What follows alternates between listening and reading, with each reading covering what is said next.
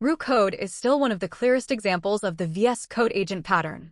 It gives you modes, file access, terminal control, MCP servers, and a workflow that feels closer to a small AI dev team than a plain autocomplete extension.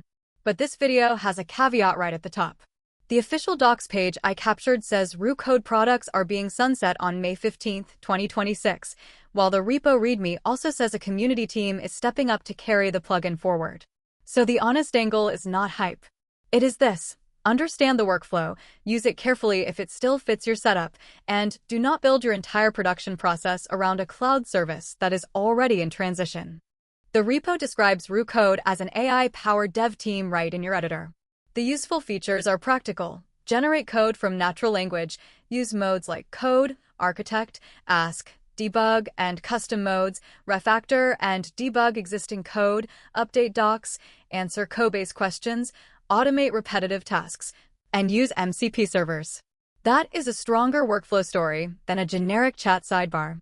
Modes matter because they force the agent into a narrower job. Architect should plan. Debug should investigate. Code should edit.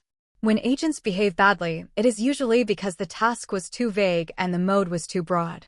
The VS Code path is the one most viewers care about. You install the extension, connect a model provider, then configure tools and MCP servers for the tasks you actually run. I verified the local VS Code CLI on this machine, and the repo documents local development with clone, pnpm install, and either F5 development mode or VSX installation. For a viewer, the important setup checklist is simpler. Confirm the extension state. Pick a model provider.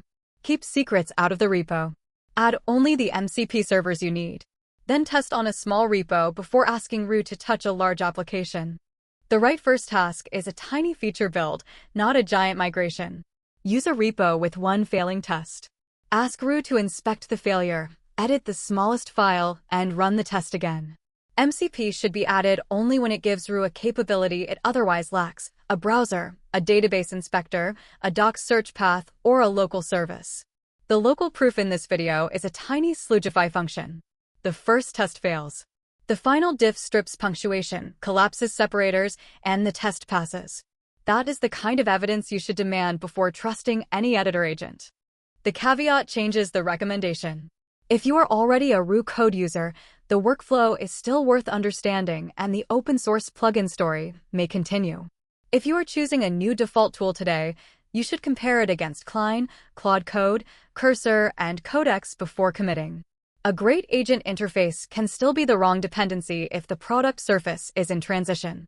The safest takeaway is to learn the pattern: modes, scoped tasks, MCP only where needed, and mandatory verification. Roo Code is useful as a workflow lesson and potentially still useful as an extension, but I would not pitch it as a carefree new stack without mentioning the official Shutdown note. Use it if you specifically want VS Code-based agent modes and you understand the transition. Skip it if you want a boring stable default with less uncertainty. The winning habit transfers to every tool: small task, visible diff, terminal proof, then human review. The safer adoption path is to treat Roo Code as a pattern first and a dependency second. The pattern is excellent. Use modes to constrain behavior, keep a scoped task, attach only the MCP servers needed for that task, and force tests after edits. The dependency decision is separate. Because the official docs and README tell a transition story, I would not move a team workflow to Roo without checking the current extension status, community handoff, marketplace availability, and model provider plan on the day you install it. Even if you skip Roo, copy the good habits. Architect mode before big edits. Debug mode when something fails. Custom modes for team conventions. MCP servers only for missing capabilities. A small benchmark repo before a real app. Those habits improve Klein, Cursor, Claude Code, Codex, and every other agent tool.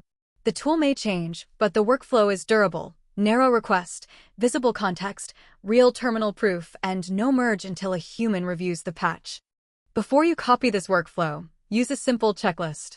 First, confirm the official source, not a random tutorial mirror.